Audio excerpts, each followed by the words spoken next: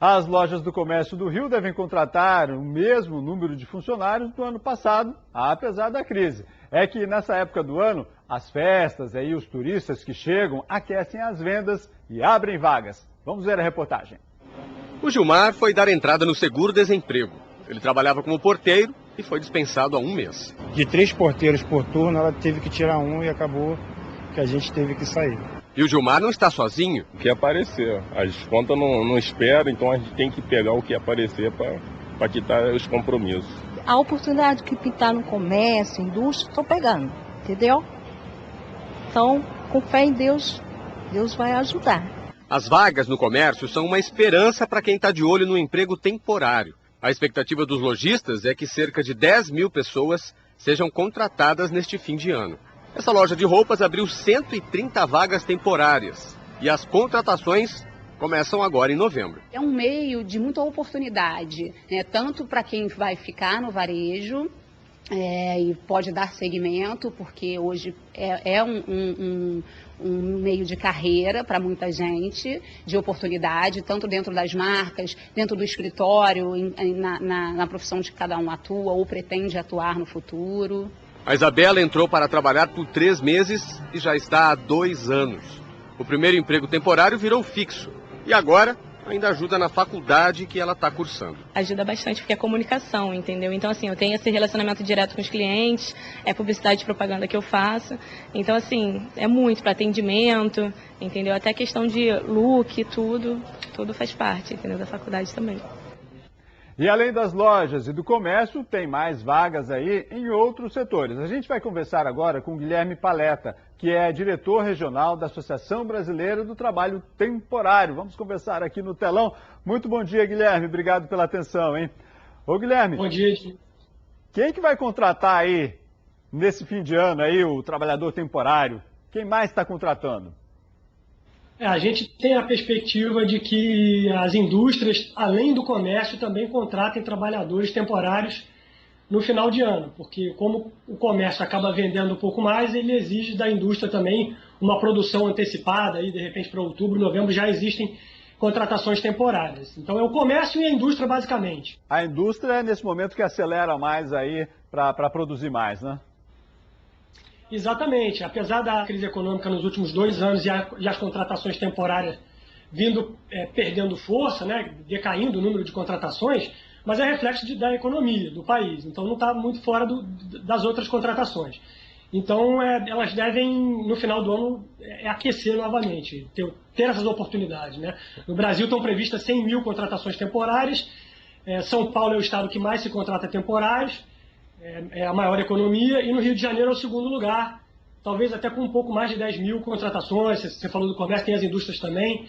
É bom as pessoas estarem preparadas com os currículos, enfim. É uma ótima oportunidade para se recolocar no mercado e fazer uma renda extra também. Ô Guilherme, tem muita gente de olho aí numa dessas vagas, né? O temporário, ele tem os mesmos direitos do outro trabalhador? Sim, ele tem quase todos os direitos de um trabalhador CLT. A única diferença do contrato temporário para um contrato CLT é que a Lei 6.019 é uma lei especial, então a gente já sabe mais ou menos quando vai terminar a necessidade extraordinária ou a substituição regular. São 3, 6 ou 9 meses, dependendo. Então ele tem os mesmos direitos, ele não tem só o aviso prévio, quando ele é dispensado ao final do contrato temporário, quando se encerra o contrato temporário ele não recebe um aviso prévio e não recebe a multa de 40% do fundo de garantia. Então ele não tem esses 2 direitos. Os outros direitos todos, ele tem um 12º de 13º para cada mês trabalhado, um 12º de férias para cada mês trabalhado, tem registro na carteira de trabalho em anotações gerais, não é na parte de registro, é em anotações gerais, mas é um trabalho tão digno quanto o trabalho da CLT e muito utilizado em todo o mundo para sustentar a economia e para dar oportunidade de criar renda para as pessoas. Guilherme, rapidamente aqui para a gente encerrar, tem muita gente que acha assim, o temporário é o explorado, né? Vai cumprir ali como o outro, né?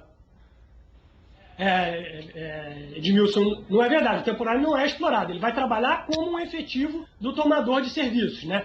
O tomador de serviços tem que contratar uma empresa de trabalho temporário com certificado no Ministério do Trabalho. Só as empresas de trabalho temporário registradas podem contratar trabalhadores temporários e colocar esses trabalhadores à disposição do comércio e das indústrias, né? Então ele não é explorado, ele tem os mesmos direitos que um trabalhador efetivo desse tomador, e é uma excelente oportunidade para ele mostrar o seu trabalho, mostrar o seu valor e ser contratado ao final desse período temporário de 3, 6 ou 9 meses, para poder ser efetivo e ganhar um emprego definitivo, que é o que todo mundo quer. Mas o trabalho temporário também cumpre um papel muito importante. Tá ótimo. Para o primeiro emprego também. Tá ótimo, então. Muito obrigado pela presença e um bom dia para você. Olha, a primeira providência de quem vai procurar aí uma vaga, normalmente é o currículo, né? E é por isso que nós estamos aqui com a Maura Chefan, que é orientadora de carreiras e vai nos ajudar nessa tarefa, né? Bom dia, Maura, obrigado pela presença. Bom, vamos começar aí do básico. Quero ir atrás do meu emprego, fazer um currículo é difícil ou não? O que eu preciso me preocupar? Bom, o currículo é sempre um cartão de visita, é o primeiro contato que o empregador tem com a sua marca. Então, ele tem que estar bem cuidado, né? A gente acredita que o currículo ele tenha que estar bem ordenado, tem uma posição certa para cada informação. Ser sucinto, o currículo é um resumo, não é a história da sua vida. Né? Então, é bacana a gente colocar ali o que é útil para a vaga que você está querendo. Vamos botar tópico por tópico aqui? Vamos. Vamos lá, ó.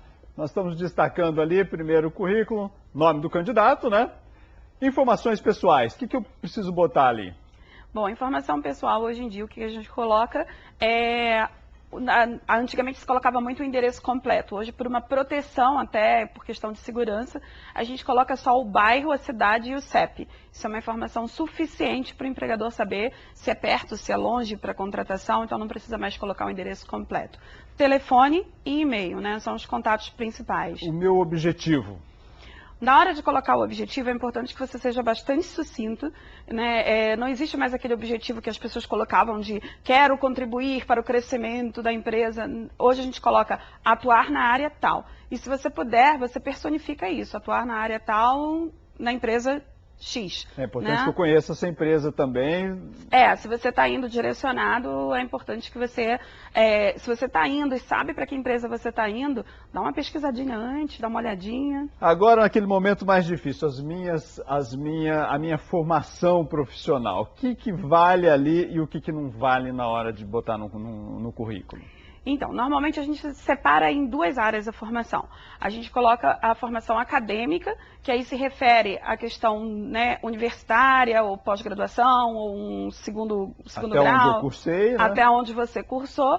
E depois a gente coloca o que a gente chama de formação complementar, que entram aqueles cursos, por exemplo, né, que a gente faz para enriquecer o currículo e os nossos conhecimentos para o mercado de trabalho. Às vezes a gente olha no currículo e vê lá, o cidadão fez lá um cursinho de alguma coisa que não tem absolutamente nada a ver com a função dele. Eu boto tudo que eu fiz na vida ou não? Eu vou botar realmente o que tem relação com esta vaga que eu estou procurando? A gente tem esse olhar muito funcional para o currículo. Então, se você está aplicando para uma função, é interessante que você reúna ali informações que são adequadas para a função que você vai ocupar. Senão, você acaba perdendo foco e mostra um currículo um pouco desorganizado.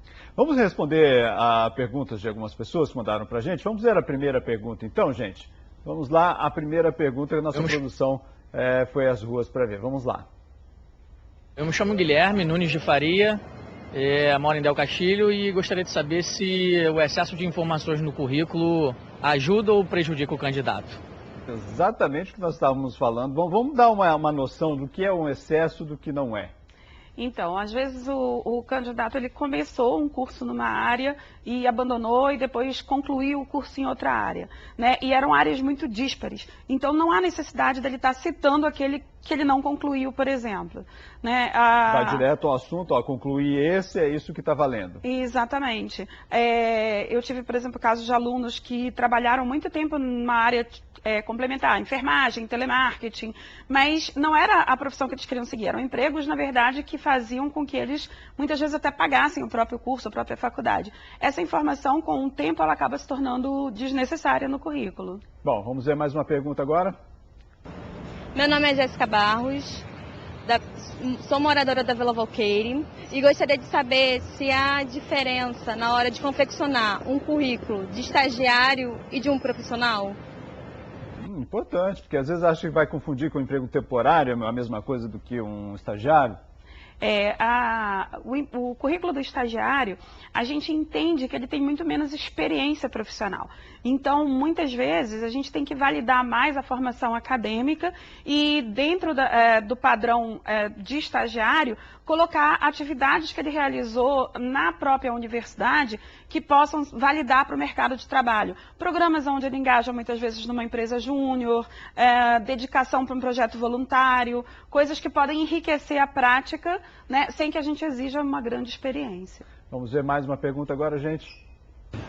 Bom dia, meu nome é Euro Almeida, eu trabalho aqui no centro do Rio, moro aqui no centro do Rio e gostaria de saber se é interessante a gente acrescentar no currículo a histórico de voluntariado que a gente teve ao longo da vida. Isso é muito importante, nós acabamos de ter aqui os Jogos Olímpicos, muitos voluntários, né? Conta ponto, não conta? Conta bastante ponto. Conta ponto pela experiência, pela prática profissional, né? Porque o voluntariado, ele te dá todo um senso de responsabilidade, muitas vezes você desenvolve liderança na equipe que você está trabalhando, a forma de lidar com o público. Então, é um aprendizado muito validado dentro do currículo e é também uma experiência bacana pelo senso de coletivismo, de você estar ali disposto a ajudar e a colaborar. Então, é bastante válido esse registro. Outro ponto importante, rede social. Como é que eu uso a rede social para me ajudar nesse momento do currículo e como é que ela pode me atrapalhar? Bom, rede social, normalmente, para a gente citar no currículo, nos contatos, a gente só coloca a rede social quando ela tem o cunho unicamente profissional, né? Tem redes sociais que são voltadas só para o mercado de trabalho e são uma espécie de currículo online. E isso ajuda. E é importante, a gente coloca o link lá que vai levar para o nosso perfil, coloca normalmente embaixo do e-mail, embaixo do contato de e-mail. Agora, no caso das outras redes, né? Existem muitas redes de relacionamento, redes de contatos, que são importantes porque, além do network, elas também acabam colocando muitas vagas disponíveis. Quando você segue as empresas corretas, quando você está em um grupo de vagas. Então, quando você procura por uma hashtag vagas, hashtag oportunidade, né, você acaba encontrando muita coisa bacana. Mas é importante também eu dar uma olhadinha na minha página lá, porque, enfim, o empregador também vai olhar a minha página e falar, vixe, você faz... Vamos dar um exemplo aqui, olha... Eu bebo muito no fim de semana. Exatamente, assim. Quando a gente está procurando uma oportunidade, a gente, da mesma forma que está buscando essa vaga, a gente está se colocando numa vitrine profissional. Você entrega o seu currículo, o recrutador ele vai fazer uma busca, ele vai olhar as suas redes. É normal isso hoje em dia. Né? Eu acho que a gente olha de todo mundo. Então, acaba que se você se expõe muito, se você não usa as configurações de privacidade, se você faz postagens muito radicais... Tomar muito cuidado com isso, então. Tem que ter muito cuidado. Ora, muito obrigado pelas dicas aqui. Nós vamos fazer um rápido intervalo. Já voltamos com outras dicas. Agora sobre entrevista para você. Um instante só, hein?